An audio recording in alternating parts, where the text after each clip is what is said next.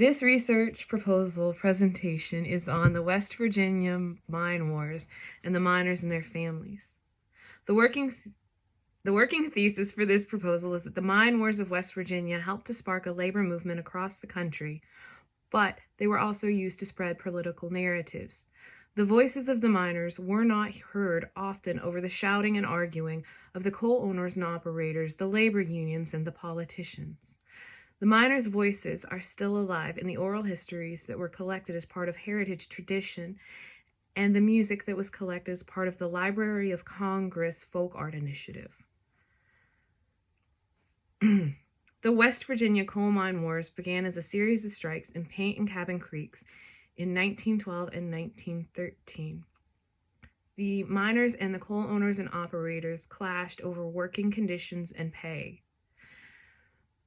The demands of the miners were that they wanted better pay, better working conditions, and the ability to spend their money, script, anywhere, anywhere, and not just the company store.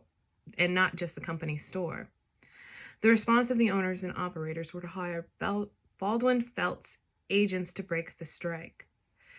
Tensions escalated until the governor finally declared martial law on September 2nd, 1912, sending in additional men and confiscating weapons. On May 19th, 1920, Baldwin Felts agents attempted to carry out a series of evictions in Matewan, West Virginia. This caused a conflict between the miners and the Baldwin Felts agents, and a shootout ensued. There was an attempt by the police chief, Sid Hatfield, and Mayor Testerman to de-escalate the situation, but it ended in a screaming match between the two city officials and the Baldwin Felts agents about who had warrants for whom's arrest. On August 1st, 1921, Sid Hatfield is gunned down on the McDowell County Courthouse steps on his way to testify at trial. Beginning around August 20th, 1921, somewhere between 5,000 and 20,000 miners amassed 10 miles south of Charleston, the state capital. They marched on to Logan. This cause for concern led President Warren G. Harding on August 30th, 1921, to declare the entire state of West Virginia in martial law. 2,500 federal troops were sent to aid the already 2,000 state, local police, and volunteers against the miners. The miners were forced to stand down. Over 500 miners were convicted on charges ranging from murder to insurrection.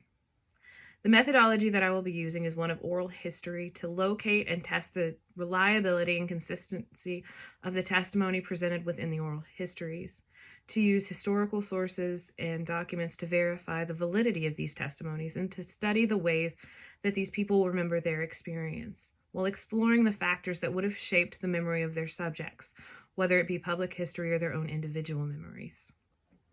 The use of oral history to examine history in a new perspective provides valuable insight to the lives and the thoughts of the miners and their families during this period of time in which they found themselves caught between the coal mine owners and operators, the labor unions, and the politicians.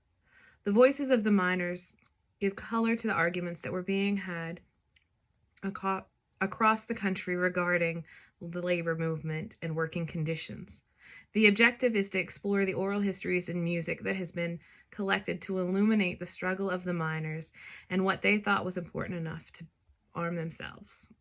The primary sources that I will be using are the oral histories of miners and their families themselves, such as Randall O. Bond, Helen Payne Dawson, who also testified in the 1921 Senate hearings on what happened within Matewan and Paint Creeks, Dr. Jim Shecklin, who was the physician who treated many of the miners after their injuries within the coal mines, Charles F. Brooks, Francis Huffman, Gertrude Branson, Charles J. Jones, Earl Cook Jr., Louis D. Antoni, Clifton E. Buckmeter, and Miss R. L. Boone.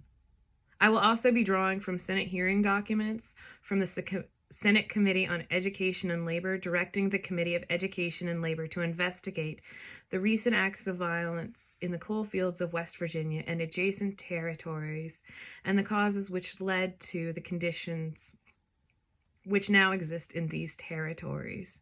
The 67th Congress, first session, 1921. These documents provide testimony from Sid Hatfield, who was later gunned down, as well as his widow after he was, as well as his widow, who testified after his murder.